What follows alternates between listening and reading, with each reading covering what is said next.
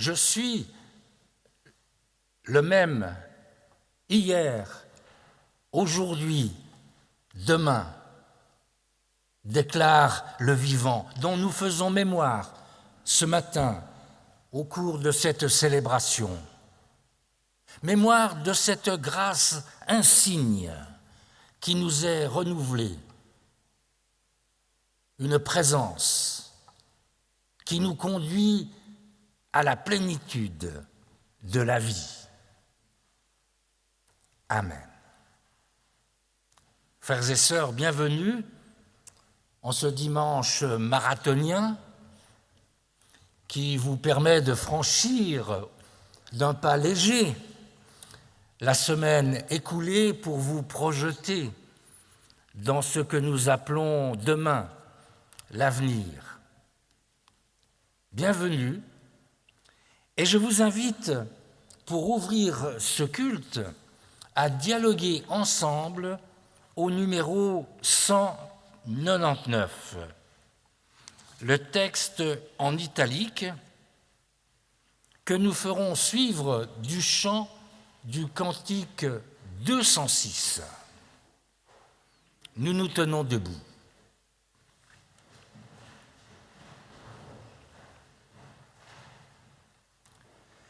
En toi, Seigneur, est la source de la vie.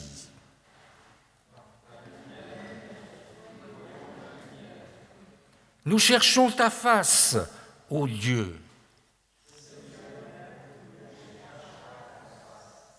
Seigneur, écoute notre prière.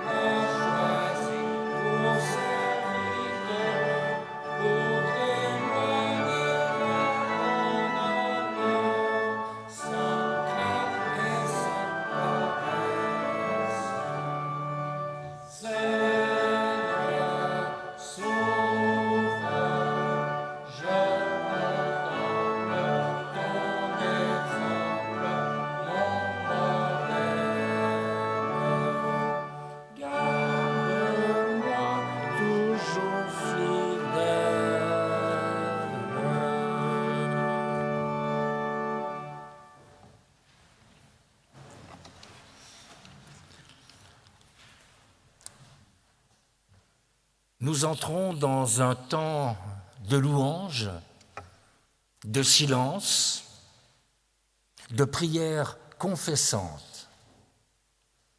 Et nous le marquerons en chantant successivement les strophes du numéro 370. Après la louange, après la prière, après la confession de foi. Portons notre louange. Seigneur, je te loue de me surprendre quand je suis habitué, de me reprendre quand je suis égaré et de me prendre quand je suis perdu. Je te loue d'être un Dieu vivant qui demeure, mais un Dieu qui vient. Je te loue d'être moins le but que le chemin, moins le terme que la brèche, moins l'horizon que la marche. Dieu vivant, tu es vivifiant. Je te loue aussi parce que dans ta marche, tu restes constant avec toi-même. Tu es fidèle à ce que tu annonces. Tu te laisses rappeler ce que tu as promis. On te retrouve tel qu'on t'avait connu. On peut retourner à toi sans que tu manques à nos revoirs. Dieu vivant, tu ne changes pas. Je te loue encore, Seigneur, parce que tu es patient. Tu es un endurant, pas un dur. Tu n'as pas de hâte, même quand tu es pressé. Tu recommences sans t'user. Tu ressurgis là où tu fus négligé, incompris, raillé, rejeté. Tu es patient, c'est-à-dire actif et non passif. Tu tournes à nouveau ta face vers nous et nous rentrons dans la faveur de ton accord. Dieu vivant, tu ne renonces pas. Et même, je te loue parce que tu es nouveau. Je croyais si bien te connaître que je m'ennuyais avec toi. Je pensais avoir épuisé les ressources. Je me languissais de ta permanente identité. J'avais hâte d'aller ailleurs qu'en ton immémoriale compagnie. Mais voici que maintenant, c'est toi-même que j'entends différemment, comme si c'était d'un autre que toi que je m'étais fatigué, comme si c'était un autre que moi qui t'avait confondu. Dieu vivant, tu es profond. Aussi, apprends-moi l'éloge, qui est une énumération inventive, un redoublement de présence, un foisonnement de détails, un mémorial de reconnaissance. Apprends-moi à faire l'éloge de ceux qui me rencontrent pour que nous ne demeurions pas des boudeurs dégoûtés, mais que nous devenions des prochains étonnés. Apprends-moi à voir l'inaperçu, à deviner le caché, à remarquer ce qui est vers moi tendu. Apprends-moi à voyager ma vie, le cœur en alerte, l'esprit en éveil, le corps en souplesse, comme celui qui doit encore s'enchanter d'être sur la terre des vivants. Apprends-moi l'éloge, Seigneur, que j'ai préféré à la louange pour mieux affûter ma langue. Amen.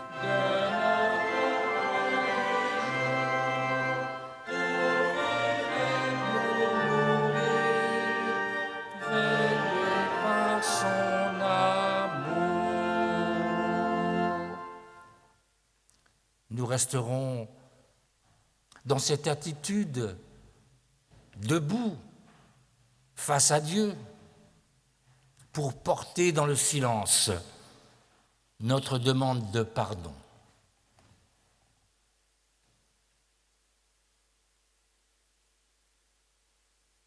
Nous ne gémissons pas, Seigneur notre Dieu.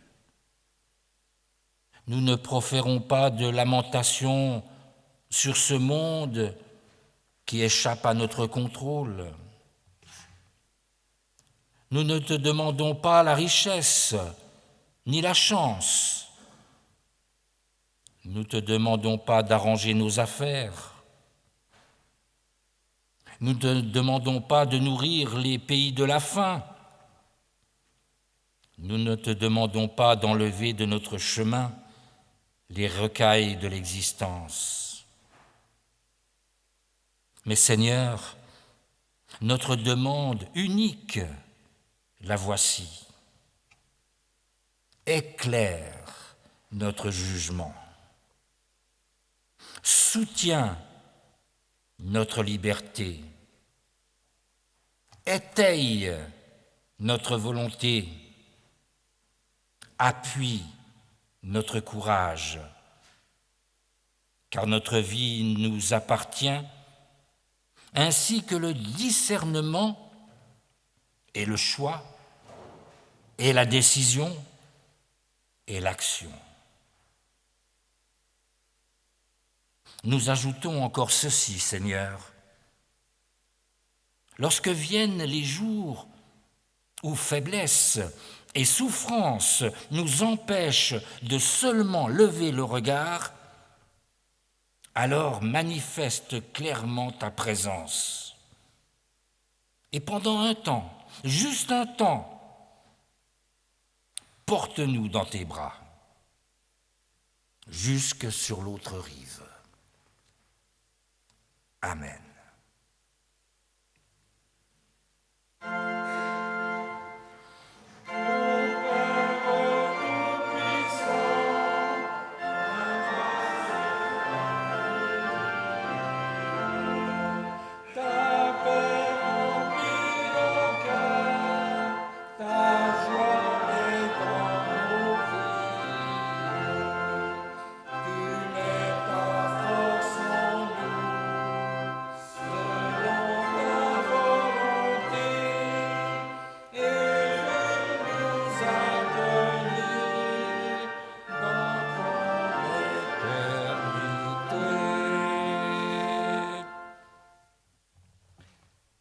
Et dans l'espérance confiante, nous proclamons avec tous ceux et celles qui, disciples du Christ, disent leur foi aujourd'hui, nous proclamons « Je crois en Dieu, le Père Tout-Puissant, Créateur du ciel et de la terre.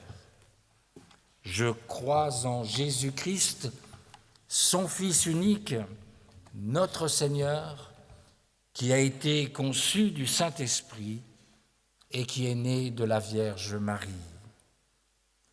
Il a souffert sous Ponce Pilate, Il a été crucifié, il est mort, il a été enseveli, il a forcé le séjour des morts.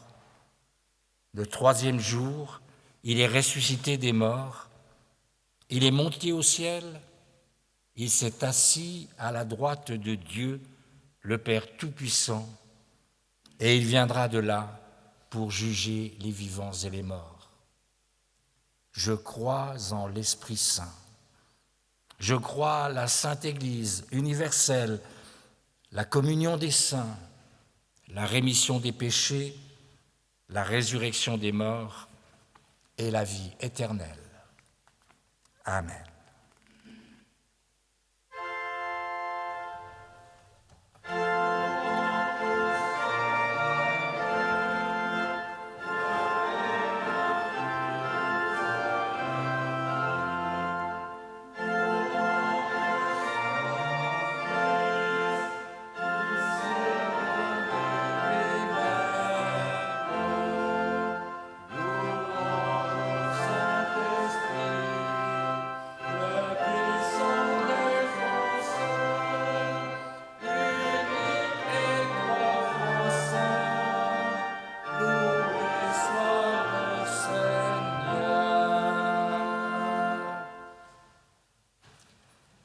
Et nous accueillons maintenant la lecture de la parole de Dieu.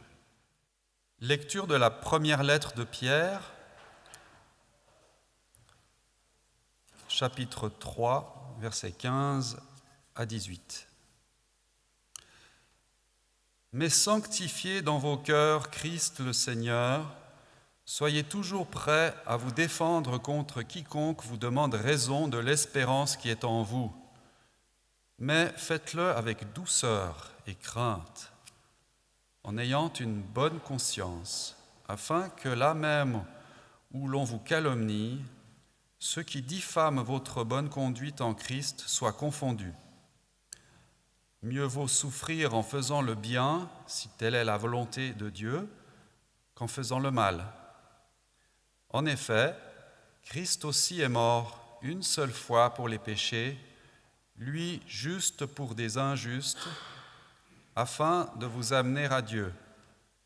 Mis à mort selon la chair, il a été rendu vivant selon l'Esprit. Nous lisons dans l'Évangile de Jean, chapitre 14, versets 15 à 21. « Si vous m'aimez, gardez mes commandements, et moi je prierai le Père, et il vous donnera un autre consolateur, afin qu'il demeure éternellement avec vous, l'Esprit de vérité, que le monde ne peut recevoir, parce qu'il ne le voit point et ne le connaît point. Mais vous le connaissez, car il demeure avec vous et il sera en vous.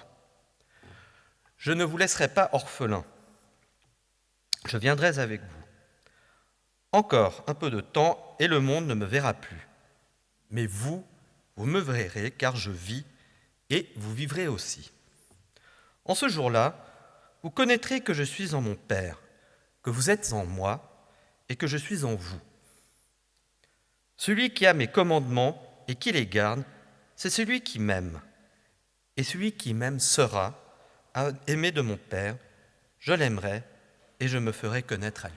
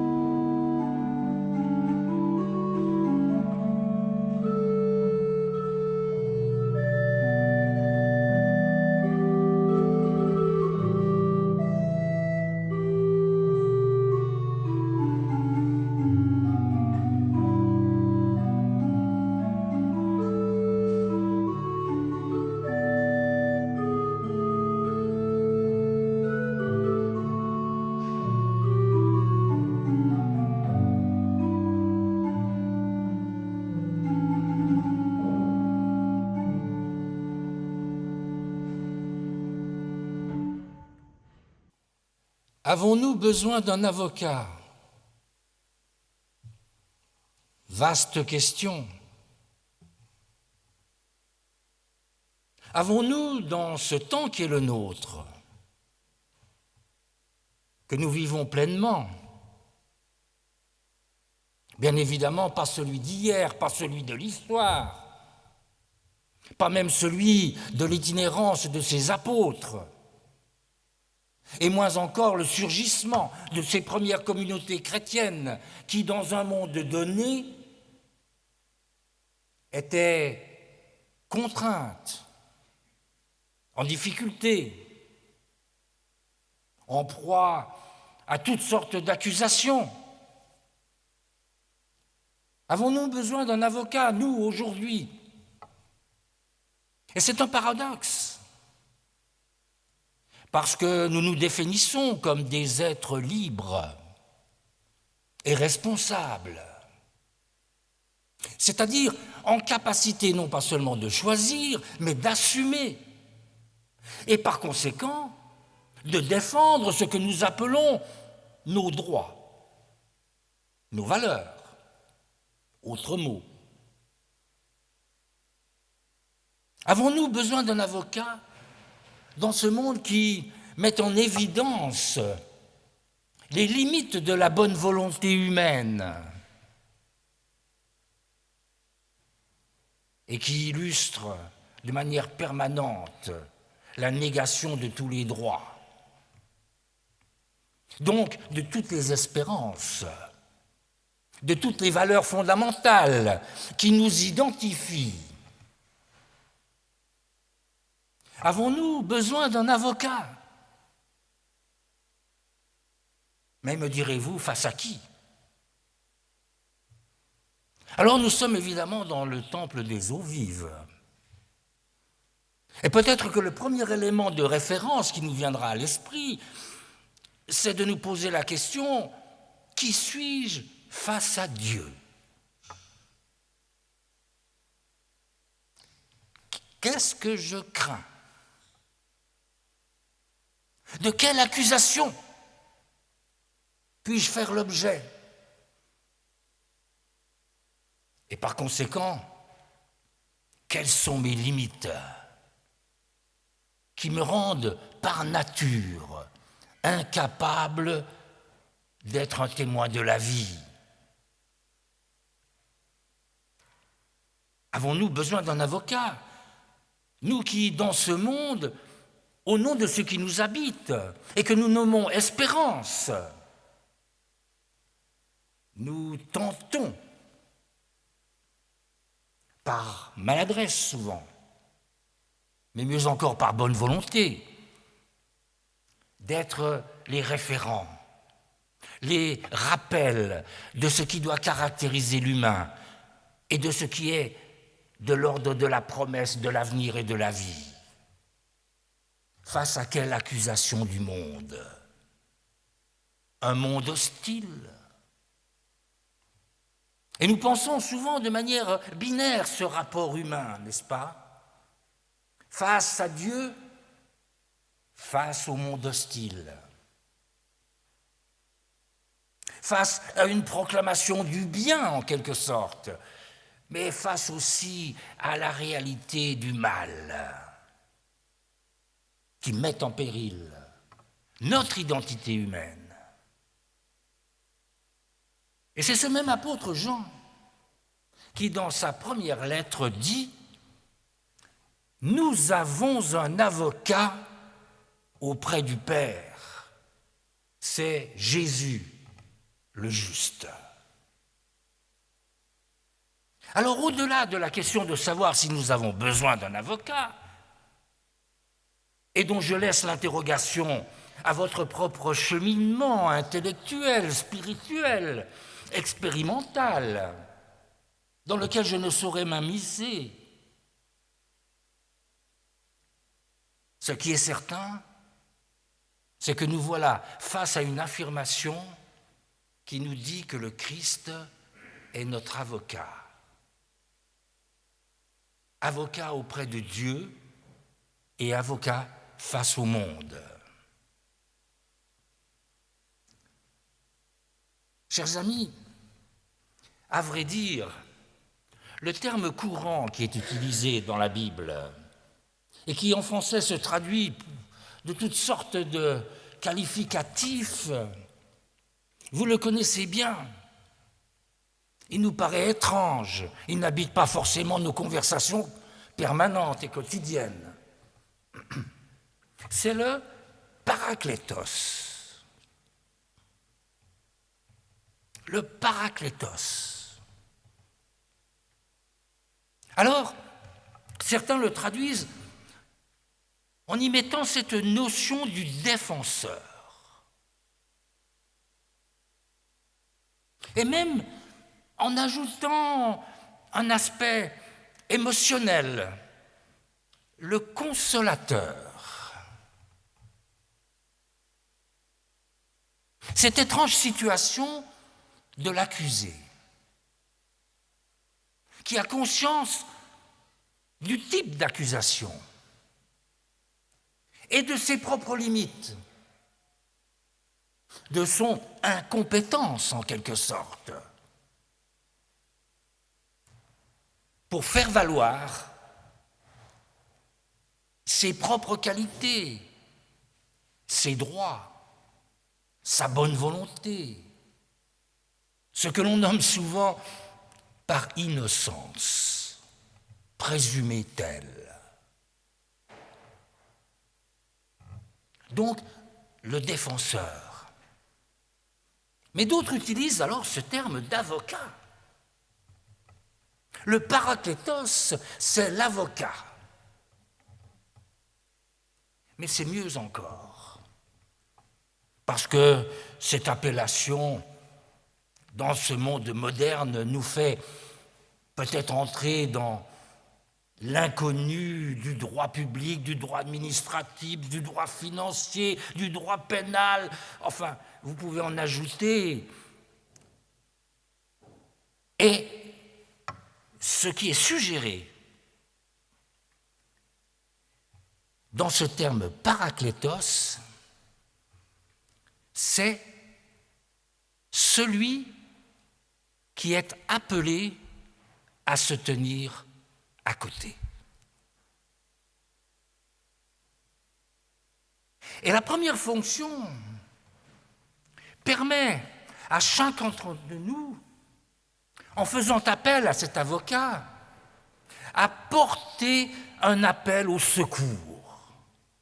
Secours-moi, ô Dieu. Les psalmistes, d'innombreuses fois, expriment cela de cette manière. Viens à mon secours. Le secours me vient de l'Éternel.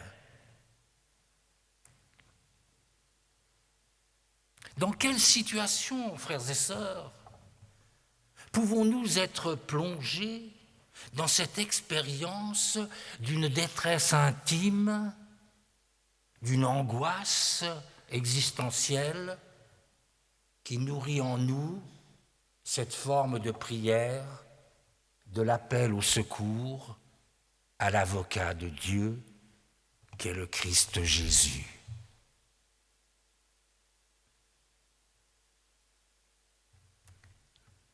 Et donc, ce qui est mis en perspective, frères et sœurs, c'est que ce paraklétos qui met en évidence celui qui se tient à nos côtés se propose d'être pour nous, dans notre relation à Dieu comme à notre relation dans le monde, le protecteur.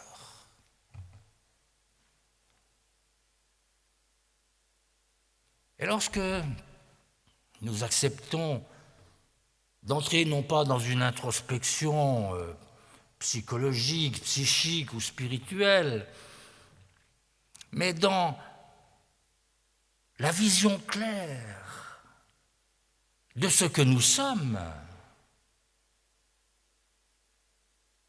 dans ce miroir de la vie qui nous renvoie à nous-mêmes, nous pouvons prendre conscience que nous avons besoin d'être protégés. Et ce protecteur est le même hier, aujourd'hui et demain.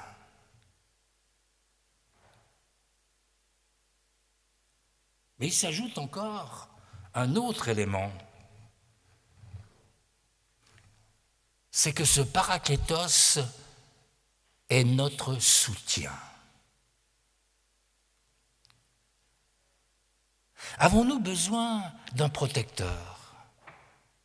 Avons-nous besoin d'un soutien?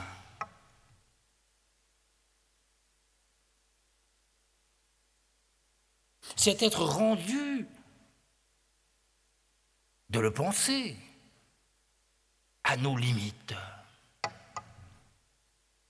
Mais en même temps, c'est être rendu à l'expérience d'une promesse que le souffle du Saint-Esprit, de ce Paraklétos, venant envahir notre vie, le conduit dans l'expérience de la plénitude, de l'épanouissement, de la victoire de la lumière sur l'obscurité, témoin des redressements, des reconstructions, des restaurations humaines.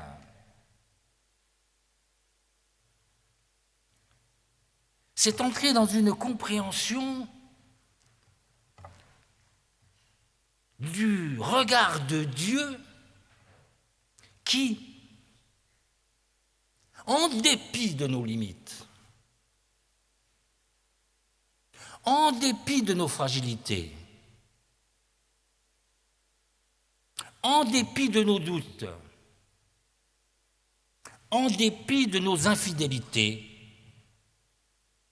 se tient à nos côtés. Et en se tenant à nos côtés, il fait dire, par exemple, à l'apôtre Paul, cette phrase incroyable, c'est lorsque je suis faible que je suis fort.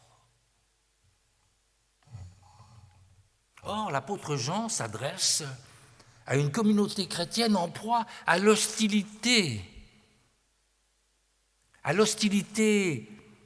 persécutrice des chrétiens des premiers temps, de ceux qui doivent rendre compte de leur espérance et qui, en ayant l'audace, le font parce qu'habité de l'esprit, l'avocat divin se tient à leur côté.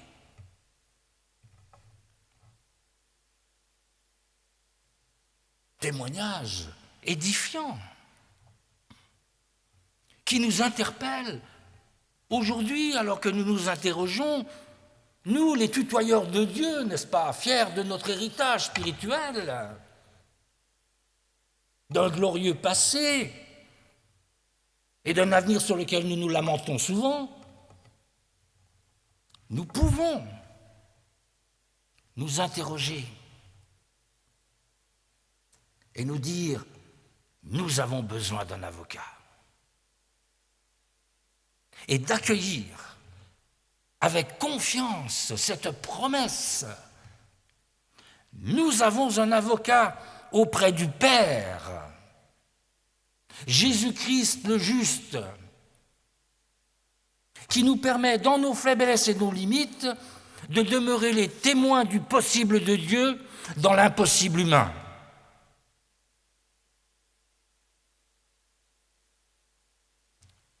Même dans l'hostilité et l'incompréhension la plus totale. Mais je ne suis pas sûr, chers amis, qu'au début de ce XXIe siècle, nous soyons des privilégiés par rapport aux premiers chrétiens. Et qu'il est dans la nature du monde d'être hostile à la victoire du Christ sur la mort, à la promesse de la vie qui accorde une liberté fondamentale à l'humain et qui le rend digne aux yeux de Dieu comme à ses propres yeux. Alors oui, nous avons besoin d'un avocat. Et nous pouvons le nommer en l'appelant à notre côté, celui qui demeure fidèle, hier, aujourd'hui et demain. Amen.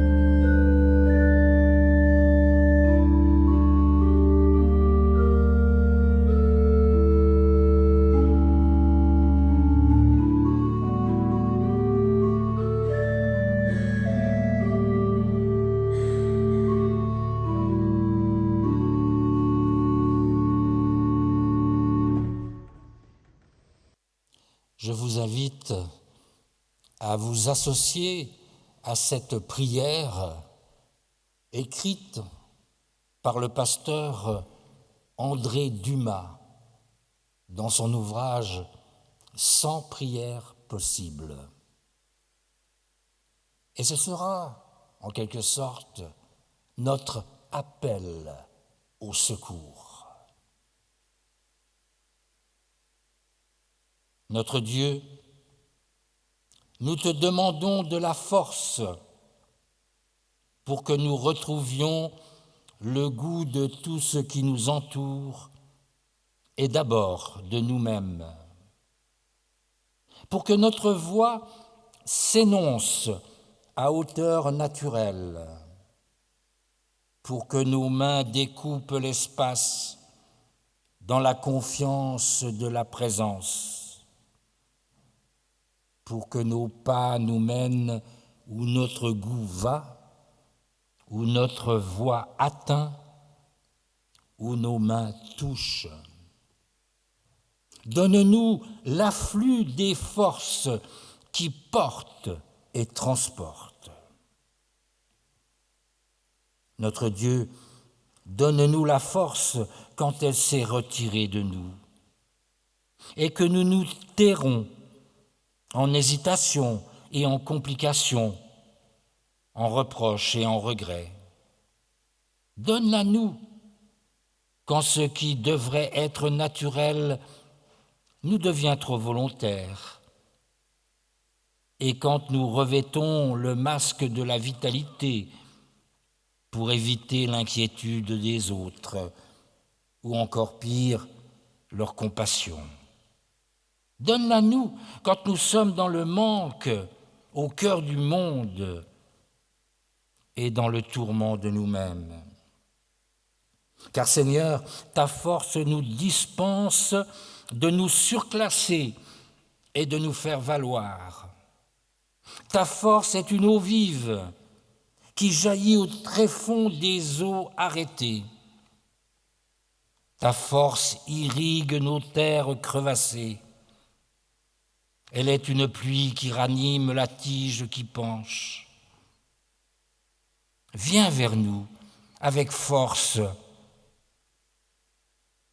Nous t'appelons à nos côtés pour que nous acceptions sans peur nos propres faiblesses et sans honte nos passages au désert.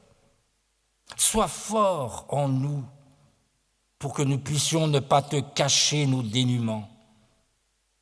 Afflue en nous, toi qui es la vie en abondance. Au nom de Jésus le Christ, notre avocat,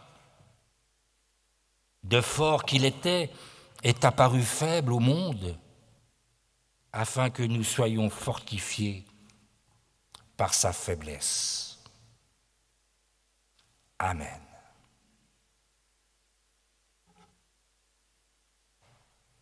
Nous chanterons au cantique numéro 330 et durant le chant de notre cantique, notre offrande de ce dimanche sera recueillie. 330, les 3 strophes.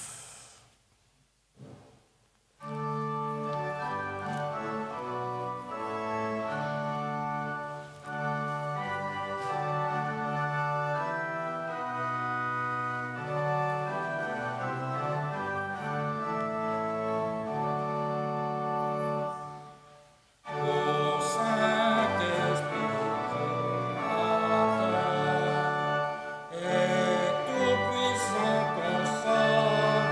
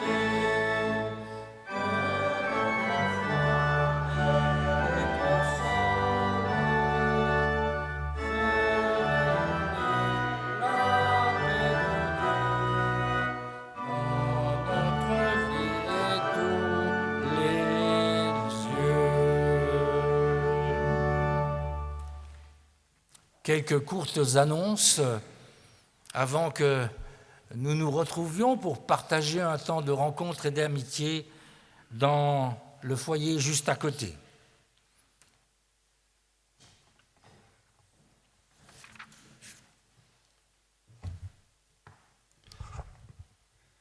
Je crois que c'est assez simple. Elle se résume au dos du feuillet que la plupart d'entre nous a. Donc ce soir, nous aurons la joie d'entendre encore le pasteur Joël Trudinski à la chapelle de Champel, au culte du soir, donc à 20h. Ensuite, ne manquez pas, ceux qui sont là, le culte de l'Ascension le jeudi 14 mai, où nous allons entourer de nombreux confirmants et baptisés à la cathédrale, à 10h, donc jeudi 14 mai. Ensuite, pour ceux qui sont intéressés, c'est aussi pour un public jeune, il y a un concert à Malagnou, le samedi 16 mai, donc c'est toujours dans le pont de l'Ascension, public tout âge, conseillé à partir de 5 ans, un concert autour d'une page de la mythologie grecque, autour du Minotaure, Thésée, le fil d'Ariane, avec une récitante chère à mon cœur, pour ceux qui voient, et accompagnée d'un duo de musiciens. Et pour terminer ce beau pont de l'Ascension, le dimanche 17 mai, culte avec le pasteur Vincent Schmitt, très apprécié aussi, donc au temple de Champel, cette fois-ci à 10h, suivi du culte du soir, toujours au temple de Champel à 20h avec le pasteur Marc Pernaud.